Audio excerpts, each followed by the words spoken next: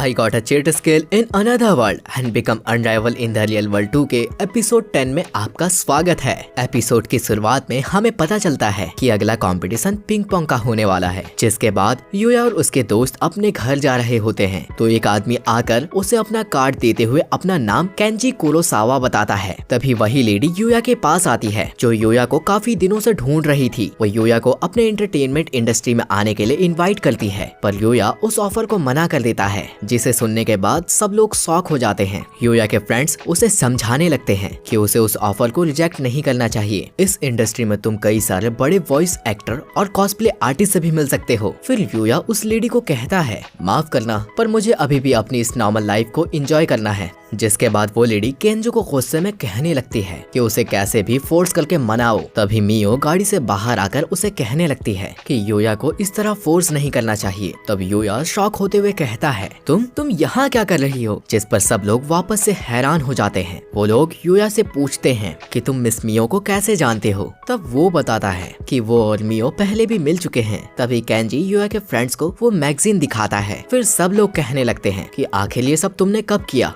जिस यूया कहता है, बस थोड़े समय पहले। मियो अपने डायरेक्टर को समझाने लगती है कि हमें यूया को फोर्स नहीं करना चाहिए, पर डायरेक्टर उसे डांटते हुए कहती है, मैंने तुम्हें यहाँ मुझे लेक्चर देने नहीं, यूया को मनाने के लिए लाई हूँ। इतने में काओरी अचानक से एक पेपर का पीछा करते हुए यहाँ आ जाती है। तभी डायरेक्टर की नजर उस पेपर पर पड़ती है, जिससे वो उस पेपर को यूया के हाथ से छीनकर पढ़ने लगती है। तभी उसे एक आइडिया आता है, जिससे जब यूया कॉम्पिटिशन में खेल रहा होगा तब ये लोग उसकी पिक्चर्स ले लेंगे, जिसके परमिशन के लिए वो लोग जल्दी से चेयरमैन के पास जाने लगते हैं। इसके बाद यूया और नाइट डार्क फॉरेस्ट में एक मॉन्स्टर से फाइट करके उसे हरा देते हैं। फिर यूया और भी पावरफुल मॉन्स्टर की तलाश में फॉरेस्ट के डीप चला जाता है। उसी वक्त एक मॉन्स्टर उस पर हमला कर देता है, जिससे वो बहुत दूर जा गिरता है। तब नाइट और अखात्सु की हेल्प के लिए जाने लगते हैं, पर यूया उनको वहीं रोक देता है। यूया बहुत ज्यादा घायल हो चुका होता है, इसलिए वो हीलिंग पोर्शन पीने ही वाला होता है कि वो मॉन्स्टर उस पर फिर से हमला कर देता है। जिसके बाद यूया नाइट और अखात्सुकी को बचाने के लिए उनके पास जाने लगता है। वो मॉन्स्टर एक और हमला करने ही वाला होता है कि तभी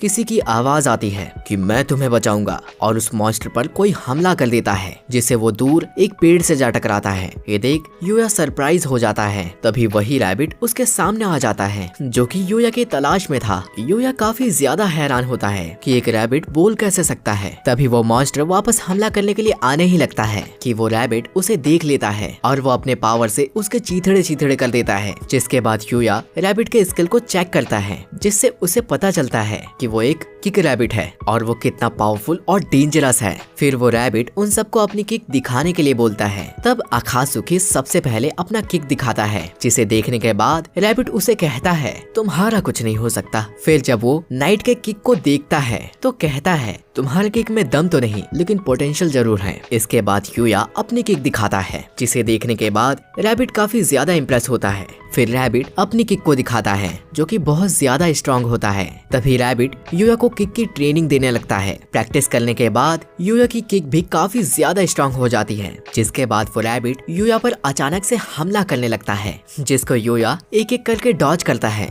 इसके बाद वो लोग सुबह दोबारा यूया के घर के पास प्रैक्टिस करते हैं। तब यूया पूछता है कि आखिर तुम मुझे ये सब सिखा क्यों रहे हो? जिस पे रैबिट बताने लगता है कि हम सब डिवाइन को अपने स्किल को पास डाउन करना पड़ता है, और इसके लिए मैंने तुम्हें चुना है। यूया, दरअसल डिवाइन वो होता है जो कि अपने स्किल को मास्टर करके दुनिया को बुरे लोगों से बचाते हैं, जिन्हें विल के नाम से जाना जाता है। यूया अब सब कुछ समझ जाता है। तब रैबिट उससे पूछता है कि क्या अब तुम मेरे उत्तराधिकारी बनना चाहोगे? जिस पे यूया मना कर देता है। वो कहता है कि वो बस इतना स्ट्रांग होना चाहता है कि वो जितने लोगों को जानता है उनको प्रोटेक्ट कर सके। ये सुन रैबिट कहता है, ठीक है, मैं तुम्हें ट्रेनिंग दूंगा, बदले में तुम मुझे मैजिक सिखा देना। जिस पे यूया मान जाता है। जिसके बाद फॉरेस्ट में यूया किसी से डरकर भाग रहा होता है, जो कि एक बोर होता है। रैबिट बताता है, ये बोर पिछले वाले से ज्यादा खतरनाक है, वैसे भी तुम्हें रिमैच करने का मौका मिला है। वहीं पर वो बोर यूया पर भारी पड़ रहा है, जिस जिससे नाइट और अकात्सुकी हेल्प करने के लिए जाने लगते हैं, पर रैबिट उन्हें वहीं रोक देता है। तभी यूया एक रोप को निकालता है और उससे बोर को हवा में उड़ाकर काफी तेजी से जमीन पर उसे पटक देता है,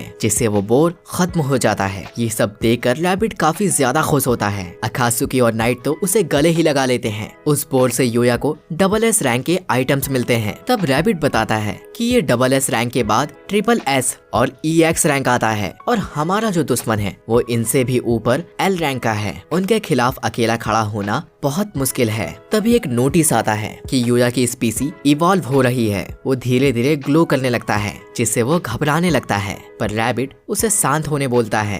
वो बताता है कि तुम इवॉल्व हो रहे हो, इससे तुम और भी स्ट्रॉन्ग हो जाओगे। वो बताता है ये काफी रेयर है कि कोई ह्यूमन इवॉल्व हो रहा है। इवॉल्व खत्म होने के बाद यूया को नई स्किल मिलती है। रैबिट ये कहकर यहाँ से चला जाता है कि आज उन्होंने ज्यादा मेहनत की है, इसलिए उन्हें आराम करना चाहिए। वहीं यूया सोचता है कि कल अकेडमी में कहीं सबके सामने वो इवॉल्व होने ना लग जाए। जिसके बाद अगले दिन अकेडमी में यूया अपने आप को देखकर खुश होता है कि उसकी बॉडी में कोई भी ट्रांसफॉर्मेशन नहीं हुई है। तभी डायरेक्टर आकर यूया को बताती है कि वो उसकी फोटो शूट करेगी, जिस पर यूया हाँ कर देता है। इसके बाद कंपटीशन शुरू हो जाता है। मैं तुम्हें आज दिखाऊंगा कि प्रोफेशनल प्लेयर्स कैसे होते हैं। वहीं केंजी बताता है कि यूया का अपोनेंट PE क्लास से है और वो इस गेम में कभी नहीं हारा है, जिसकी वजह से लोग उसे स्नाइपर के नाम से भी जानते हैं। तभी यूया का अपोनेंट बॉल को इतनी तेजी से सर्व करता है कि यूया को बॉल दिखता ही नहीं। यूया के पास के लोग यूया के अपोनेंट की तारीफ करने लगते हैं कि वो कितना स्ट्रांग है। तब यूया ये कहते हुए बॉल को तेजी से सर्व करता है कि वो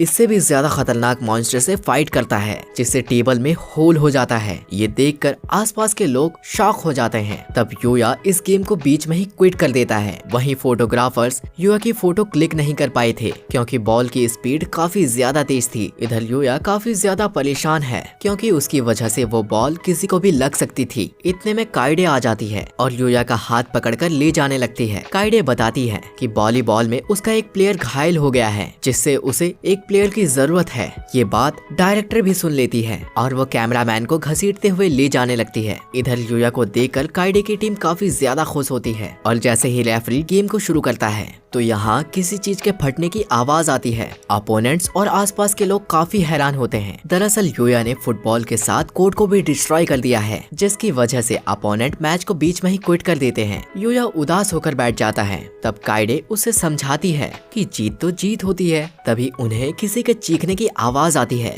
तब वो लोग वहाँ पहुँच जाते हैं, जहाँ पता चलता है कि काओरी का प्लेयर घायल हो गया है। काओरी यूया से उसकी जगह लेने बोलती ही है कि वहाँ उसका घायल प्लेयर आ जाता है, जो कि बेहोश होने से पहले यूया से कुछ कहता है कि सर्व से बचकर रहना। तभी सामने से काओरी के अपोनेंट्स यूया से कहते हैं कि क्या तुम्हें भी अपना हाल ऐसा ही कराना है। थोड़ी देर बाद यूया काओरी के टीम में ज्वाइन हो जाता है और मैच शुरू होते ही जब काओरी बॉल को सर्व करती है तो बॉल यूया के पास से जाते हुए कैमरामैन को जा लगती है, पर यूया इसको इग्नोर करते हुए काओरी से कहता है तुम इस बार जरूर अच्छा कर सकती हो। तब काओरी दोबारा सर्व करती है तो बॉल की जगह रैकेट उड़ता हुआ वापस से यूया के सामने से जाता हुआ कैमरामैन को लगने वाला होता है कि वो भी टाइम पर हट जाते हैं। फिर जल्दी से काओरी कैमरामैन से माफी मांगती है और अपना रैकेट उठाकर कहती है आज ये हो क्या रहा है, जिसे देखकर यूया सोचता है कि वो प्लेयर कहीं काओरी की वजह से तो घायल नहीं हुआ। फिर सामने वाला टीम बॉल को सर्व करता है। यूया अकेले ही हर बॉल को हिट करता है। वो काओरी को हिट करने का मौका नहीं देता। अपोनेंट टीम यूया को इस तरह खेलता देखकर इम्प्रेस हो जाते हैं। वहीं थोड़े समय के बाद यूया आखिरकार जीत जाता है, पर तभी काओरी का बैलेंस बिगड़ जाता है और वो गिरने ही वाली होती है कि यूया उसे पकड़ लेता है और कैमरामैन इसी का फायदा उठाकर फोटो खींच लेता है। जिसके बाद यूया और काओरी साथ में घर जा रहे होते हैं। तभी काओरी यूया को थैंक यू कहती है उसे उस वक्त बचाने के लिए, जिस पे यूया कहता है कि तुम्हें थैंक यू बोलने की कोई जरूरत नहीं, वैसे भी जब भी मैं तुम्हारे साथ होता हूँ तो मुझे अच्छा लगता है। ये सुनकर काओरी शर्माते हुए एक जगह पर रुक जाती है। तब यूया उससे पूछता है क्या हुआ, जिस पे काओरी यूया से आंखें बंद करने के लिए बोलती है। यूया इस चीज पर मान जाता है। फिर काओरी यूया के पास आकर कुछ करती है। यूया उससे पूछता है कि आखिर तुमने क्या किया, लेकिन काओरी उसे नहीं बताती। दरअसल काओरी ने उसे उस समय किस किया था। वहीं दूसरी दुनिया में ओसोगी एक लड़की से फाइट कर रहा होता है। तभी ओसोगी एक मैजिक का यूज करता है, जिसे देखकर वो लड़की हैरान हो जाती है। वो पूछती है कि ओसोगी तो मैजिक का इस्तेमाल नहीं कर सकते, जिस पे ओसोगी कहता है हाँ, लेकिन यूया मुझे मैजिक सिखा रहा है।